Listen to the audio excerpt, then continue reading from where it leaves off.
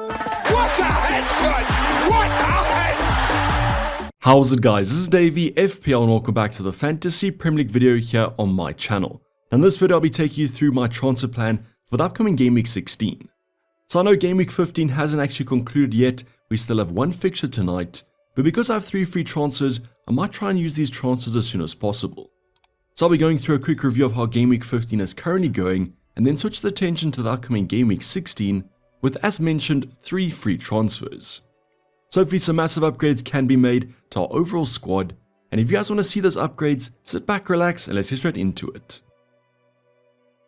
So going over that quick recap of how Game Week 15 is currently going, as you guys can see, 62 overall points and an overall rank of 31k. Now this is probably going to come down once all those auto subs do kick in, but I still have 2 players to feature tonight.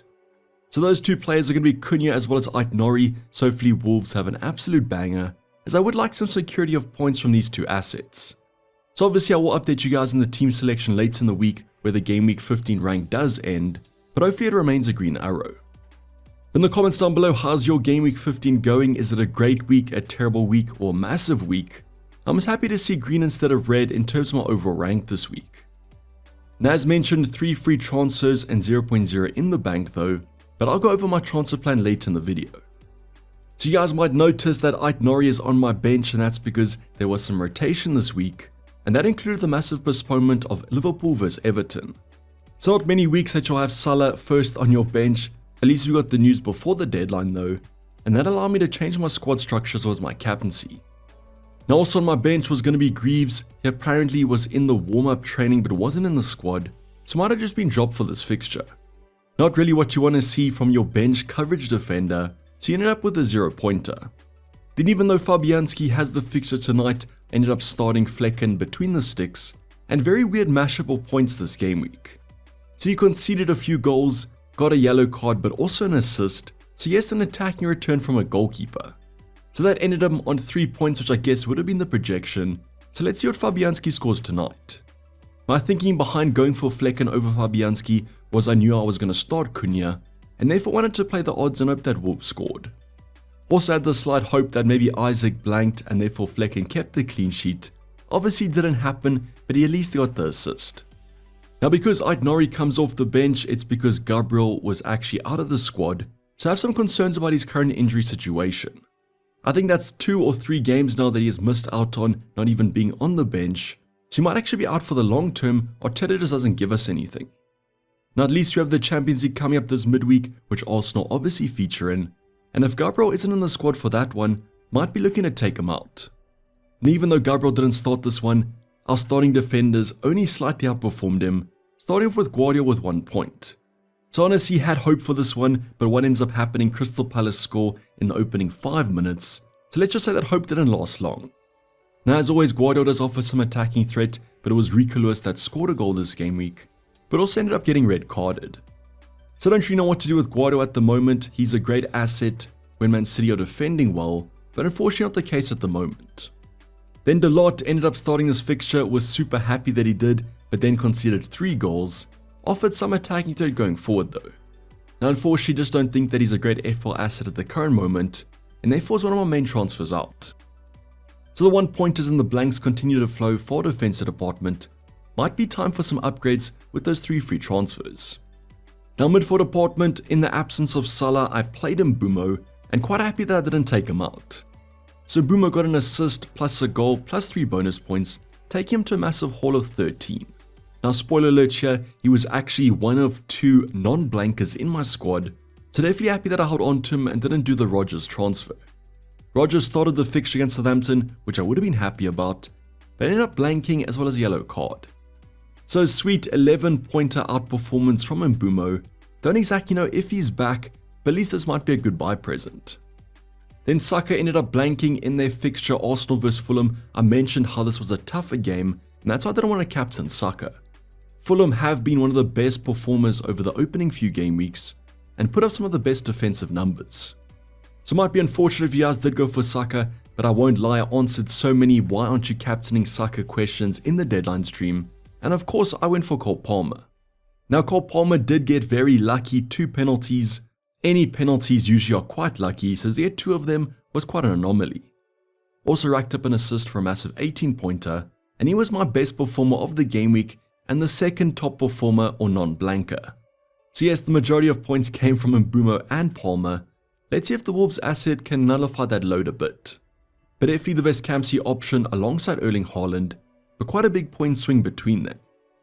I just feel for you Haaland owners and captainers at this moment. The fixtures have been okay, he just hasn't been performing, and then Cole Palmer gets a massive 18-pointer. So very happy that I ended up captaining him, as this might have been a red arrow otherwise, as the rest of my team ended up blanking. That included Semenyo, who yet again had a very strong fixture. His rating was good, got a little bit of XG, a little bit of XA, but unfortunately no attacking returns. Just hoping he's one of those players that keeps on getting the pre-assist, like he did for Bournemouth's second goal. Still, I'll hold on to him, has some okay fixtures coming up, but definitely this week against Ipswich was the one to target. Now the blanks continued in our forward department. Nicholas Jackson only the 2-pointer, and considering Chelsea scored so many goals, was quite disappointed. What made this even worse was Isaac scoring and getting bonus points, so I think overall they're quite equal over the last few game weeks. So to own Jackson for Southampton, him being benched for the entire fixture, then to keep him against Spurs and him blanking, I might look to take him out this game week. Then the final player, João Pedro, had a few chances but unfortunately no attacking threat. Been a little bit disappointing since I brought him in a few game weeks ago. He does wrap up our team though in terms of the blanks, only 2 kind of performers this week. Let's hope that becomes 4 after tonight with Cunha as well as Aït-Nouri. But as mentioned, how did your game week go or is currently going? How many points are you on and what's the overall rank looking like?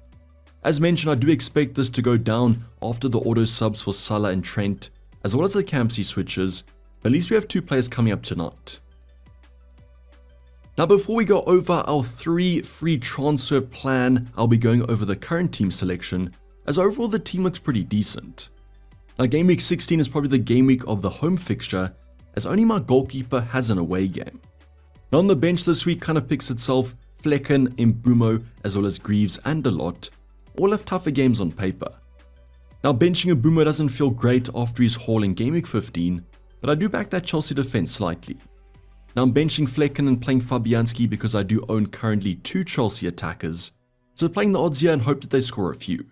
Fabianski though has Bournemouth against Semenyo, and I don't expect them to keep a clean sheet. Now just keep this in mind when you guys do see Flecken as well as Fabianski, as I might be looking to make a goalkeeper transfer. Both players this week have bad fixtures. Now backline currently is Gabriel, Guardiola as well as Aït-Nouri, all pretty respectable home fixtures. Now obviously there is concern about Gabriel's starting place. I do hope that he's back from injury, and all eyes on that Champions League game coming up this midweek to see if he's back in the squad. That'll be kind of the indication if he's fine for the weekend, because if he's yet again not in the squad, probably will be taking him out this game week. Then Guardiola has United, probably won't be a clean sheet here, but with all the defensive injuries at least he's nailed to start. Also offers attacking threat, so I guess there is that, but not too keen on playing my Man City defense this game week. Then Aït-Nouri against Ipswich, I guess I kind of have to go here. We'll be monitoring tonight though, because he is on 4 yellow cards, so if he gets one tonight he'll be suspended, and hope that he's not with his bench coverage. Now midfielders yet again all home fixtures. Salah's Fulham, Saka Everton, Palmer Brentford, and finally Semenyo with West Ham. All good fixtures on the cards. The big thing that you guys are probably noticing is the Palmer captaincy. So like with Flecken, I do have 2 Chelsea attackers, so I'm playing the odds here and hope they do well, and I think that Fulham are a quality team. Now this might switch over. Definitely Salah is the sensible option, but I do back Palmer to continue this good form. You guys can leave me in the comments down below though, what are your options for Kamsi this week? Are you team Salah or team Palmer? You might even be team Saka. Everton haven't been the best defense, but I think it's between Salah and Palmer for me at the moment. Finally Semenyo, let's hope that he gets some attacking threat. He's been playing pretty well, just hasn't got that final output. Then our forward line also all home games. Cunha Ipswich, Jackson Brentford, and finally João Pedro against Palace. Honestly you can see all of them scoring, all of great fixtures. Just have to get the ball in the back of the net. But please just remember these players and their fixtures, because yes, all of them do have good games, but I can't see all of them getting points. Now with 3 free transfers, what would you guys do to make this team even better? Let's go over my current options. So at the moment for me in terms of my transfer plan, and I think I'll definitely be using 1 free transfer to improve my defensive department, just depends if it's the goalkeeper or the defense. So at the moment my two favorite replacements are Raya as well as Timber, but I just want to put this out there that I can afford Saliba instead of Timber. Just have him here as he comes in at the same price point for the Raya comparison, but if I do go for one of my outside defenders, it'll probably be Saliba. So out of Raya and Timber, for me it's quite tough. I think there's pros and cons to either position, namely the players I currently have. So for example, my goalkeepers, Flecken as well as Fabianski, both of them aren't too great, and therefore I'd probably rather upgrade my goalkeeper department. The rest of my defenders, I've got Gabriel already, Aït-Nouri's okay, as well as Guardiola, and when Delata's better fixtures could be advantageous at wingback. Timber also offers more attacking threat though, as Raya has the slightly lower ceiling, so that could also be filtered into the debate. Unfortunately, goalkeepers generally don't score that many points, and will Raya get that many saves with how good that Arsenal defense can be? The reason I do prefer Saliba slightly over Timber is that I can hold him for the long term, as there might be some rotation when those fullbacks come back from injury. Even though there might be quite a long time and Timber might be slightly more attacking, those corners have been so effective for that Arsenal squad. But yes, one of these two players will probably be coming into the squad, be it Raya, Timber or Saliba. Just depends on who I take out. I'd probably prefer goalkeeper switch, but I do like the attacking threat of this Arsenal defense. Now I do need to find some funds from one of my other transfers though, as both these players are upgrades. So the move I'm planning to do is probably going to be Mbeumo to Rodgers, and I should have done this a few days ago, as Rodgers rose in price and Mbeumo dropped. At least we'll get some context though of those European games coming up this midweek, but I can probably see myself doing this downgrade. Now yes, I know that Rodgers has some tougher fixtures and is also on 4 yellow cards, 1 more and he's suspended for 1 fixture. At his price point though, he's just a rotation piece, won't play him every single week, and therefore I don't really mind if he's suspended for 1 fixture. So as mentioned, Mbeumo might have had a good buy present in Game Week 15, as unfortunately I need the funds and he's the easiest downgrade. There could be some other selections, but I don't really like anyone at the moment. No one's as nailed as Rodgers is. So that's kind of 2 transfers covered, the defensive upgrade as well as the Mbeumo downgrade, and that leaves 1 free transfer. Now a move that I've been considering is actually taking out Jackson for Isaac as a 2-week punt, as I believe less than Ipswich is better than Brentford Everton. When looking at these next 6 fixtures though, it does look quite sided towards Jackson though, a massive sea of green.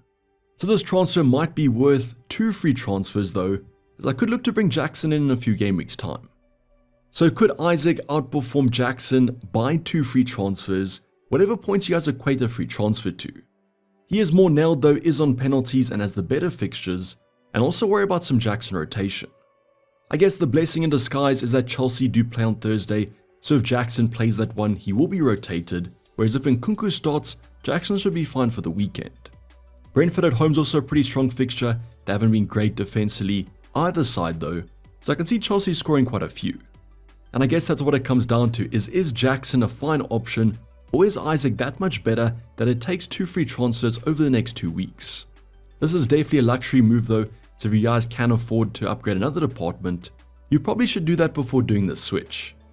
In my own team though, I'm not really worried about other departments, and therefore this could be advantageous, as I could see a haul for Isaac in the next 2 fixtures.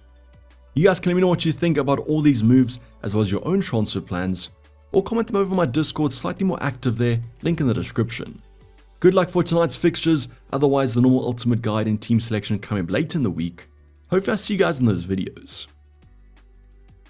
This is basically a wrap for the video guys, hope you guys did enjoy it. Please don't forget to like and subscribe if you haven't subscribed yet. Content's thought to come up, so make sure those bell notifications are turned on, and let's see what happens tonight with those Wolves assets. But for the time being, I'm signing off. It's been Dayvy FPL, and I'm out. Cheers, bye.